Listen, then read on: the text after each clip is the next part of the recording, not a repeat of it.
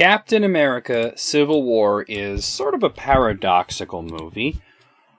On the one hand, it does a lot of things that several other superhero movies have done that were unquestionably mistakes, such as having multiple villains, more than one storyline going on, a large amount of setting up future movies, and an impossibly huge cast.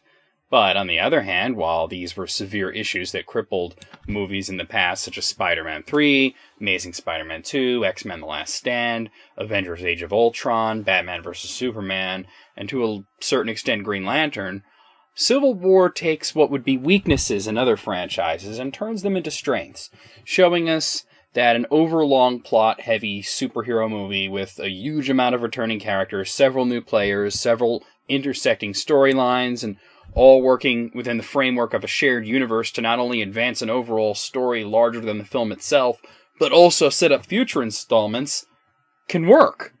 Now, I want to get one thing out of the way. Actually, I want to get two things out of the way.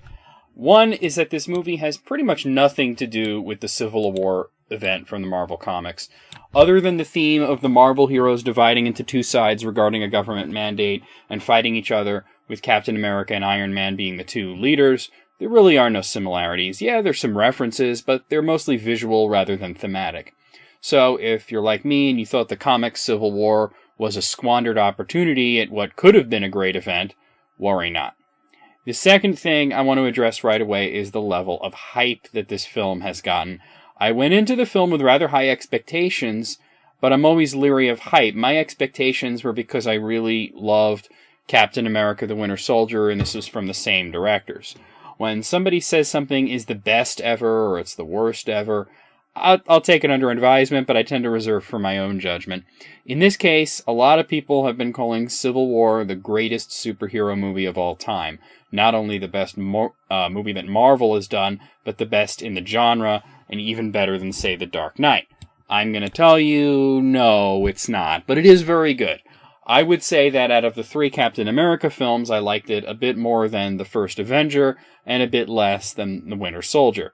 Now, seeing as how when I reviewed both of those films I gave them 10s, well, no need in guessing what I'm giving this one. It's another 10, another truly great film, but let's talk about what makes it great, and I'm also going to talk about why I liked Winter Soldier better.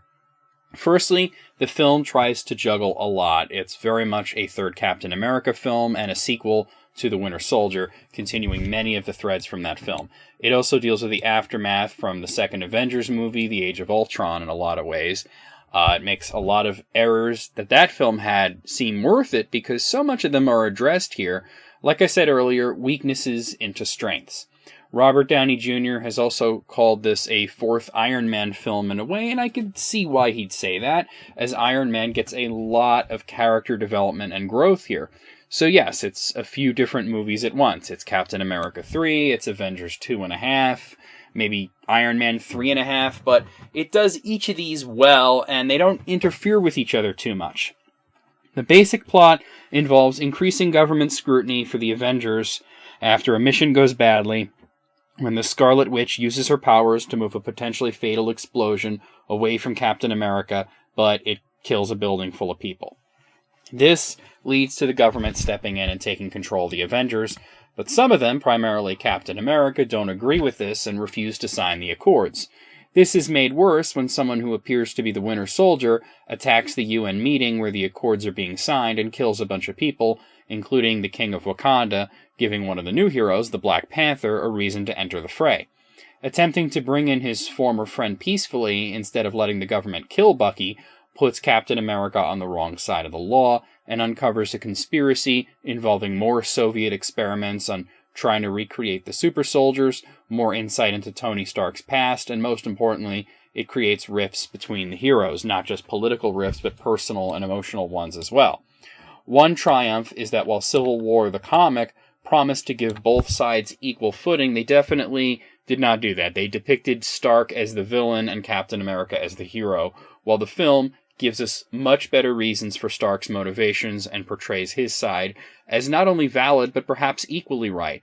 However, the big egos involved and the high stakes prevent an easy compromise. The strongest aspect of Civil War is the acting. We get great performances from the returning greats, Chris Evans as Captain America, Robert Downey Jr. as Tony Stark, and so on, but also from relative newcomers like Elizabeth Olsen. She was the best part of Age of Ultron, and she's still interesting in this film. And I was suitably impressed with Chadwick Boseman as the Black Panther, who brings the character's regality and solemnness to the big screen in a great way, and Tom Holland as Spider-Man, who gives a youthful exuberance to the character that we haven't seen on the big screen since, well, ever. That being said, the film does have a few flaws, mostly minor ones.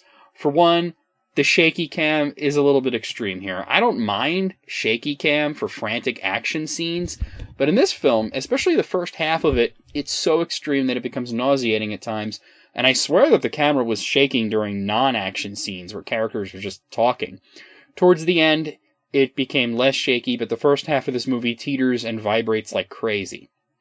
The second flaw is that while I really enjoyed Tom Holland's performance as Spider-Man and Marissa Tomei as Aunt May, I have to say they didn't actually add much to the film. While the Black Panther had weighty reasons to become involved with the plot, Spider-Man's entire section seems to be an excuse to introduce him into the Marvel Cinematic Universe, which is fine and all, but if they had cut him out completely, it would have perhaps made the movie less funny, but not any worse overall. I would rather Spider-Man had a more pressing reason for being there other than Stark needed another ally and Marvel wanted us to get a load of the new Spider-Man. He's cool, but his presence isn't necessary. Lastly, I think just having William Hurt reappear as Thunderbolt Ross after being absent since The Incredible Hulk, and just sort of casually mentioning how he's become Secretary of State, it raises some questions for me. How did this happen? How did he avoid any culpability for what happened the last time he appeared? How can he criticize the Avengers for losing track of the Hulk when the same thing happened to him twice? And who is even the president in this universe, and why would they choose somebody like Ross for Secretary of State? He's an interesting character, and to have him missing for so long and then to just reappear with not a lot of screen time, it makes me wonder what happened in the interim. I wish it was explained more.